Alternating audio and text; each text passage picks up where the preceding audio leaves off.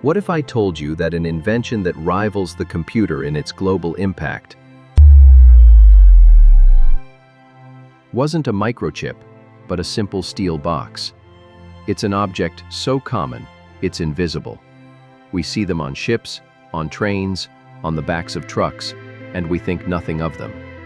But the device you're watching this on, the clothes you're wearing, the coffee you drank this morning, nearly everything in the room around you, exists as it does because of this box. This is the story of the shipping container, an invention so revolutionary it rendered entire professions obsolete and quietly built the world we live in today. This is the story of the box that changed everything. To understand its impact, you first have to understand the world before the box. Imagine a major port in the 1950s. It was a world of organized chaos, a system called break bulk shipping.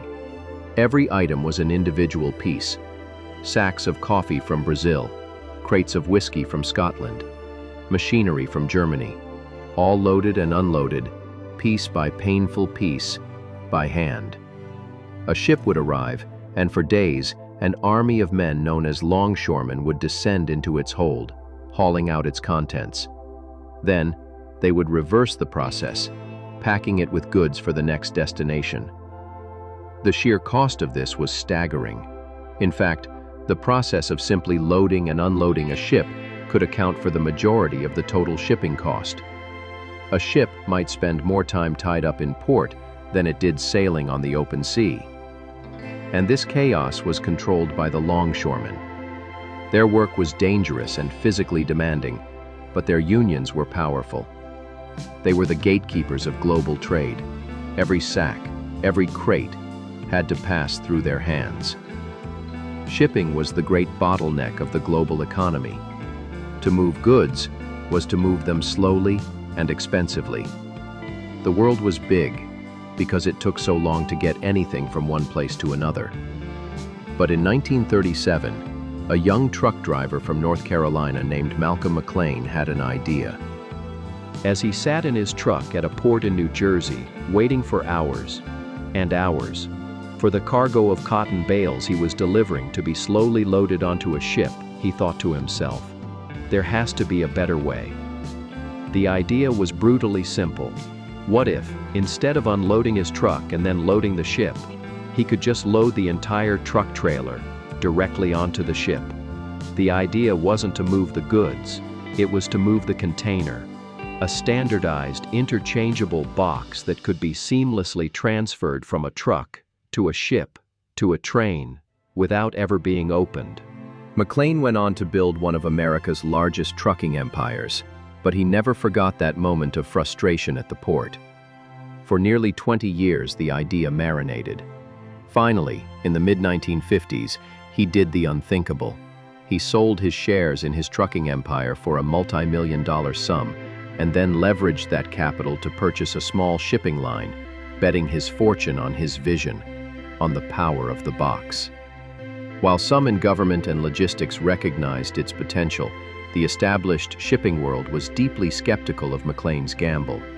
The entire global infrastructure, the ports, the ships, the cranes, the trucks, was not built for his boxes, but the most ferocious resistance came from a single source: the longshoremen's unions. They understood immediately and with perfect clarity what McLean's box meant for them. One crane operator and a few supervisors could do the work that once required dozens, if not hundreds of men, in a fraction of the time. This wasn't just an improvement. For the longshoremen, it was a catastrophic threat that would ultimately reduce their numbers by over 90%. They fought him at every turn. They organized crippling strikes. They used their immense political power to block the construction of new port infrastructure.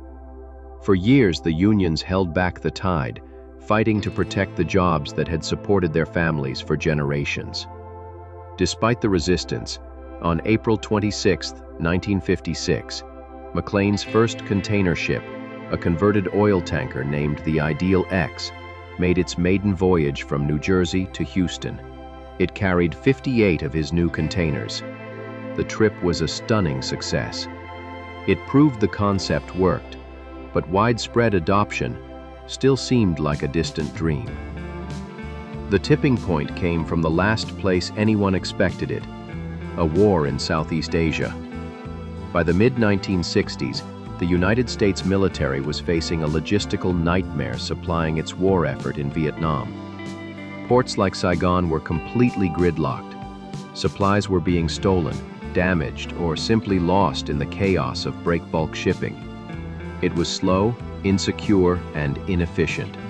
The military needed a solution. And Malcolm McLean had one. His container system was everything the old way wasn't. It was fast, secure, and brutally efficient. Goods could be loaded into a container at a factory in Ohio, sealed, and not opened again until they were at a military base in Vietnam. The US government gave McLean's company, Sealand, a massive contract to manage the supply chain. This was the catalyst. The needs of war forced the issue. The military's use of containers on such a massive scale proved the system's superiority beyond any doubt. Foreign ports, desperate for American military business, were suddenly forced to build the cranes and yards needed to handle the containers. The Union's resistance, so powerful for so long, was finally broken by the undeniable logic of logistics. In the years that followed, the world transformed. The impact of the container was staggering. Port productivity exploded. In the decade that followed, the amount of cargo a worker could move in an hour increased by a staggering 20 times over, and shipping costs plummeted. In some key lanes, the cost per ton dropped by well over 90%. Suddenly, distance didn't matter as much. A manufacturer could build a factory anywhere in the world, and the low cost of shipping meant they could still sell their products everywhere else. This was the quiet, mechanical birth of modern globalization. The world of iPhones designed in California and assembled in China, of clothes made in Vietnam, of produce grown in South America and sold in Europe. None of it is possible without the standardized steel box. But this progress came at a monumental cost. The jobs of the longshoremen vanished. Over the next few decades, hundreds of thousands of jobs disappeared worldwide. In major ports like London, the dock workforce fell from over 70,000 to less than 10,000. An entire way of life erased. All because of a simple, better idea. The story of the shipping container is more than just the history of a box. It's a perfect example of how the world truly changes. Often, the most profound revolutions don't come from a flash of genius in a lab or a dramatic political battle. They come from a quiet, logistical innovation that fundamentally rewires the foundation of our world. The container is the hidden engine of our modern economy, an overlooked piece of the past that dictates the reality of our present. If you want to understand more secret histories behind the world you know, subscribe to the Hindsight Engine.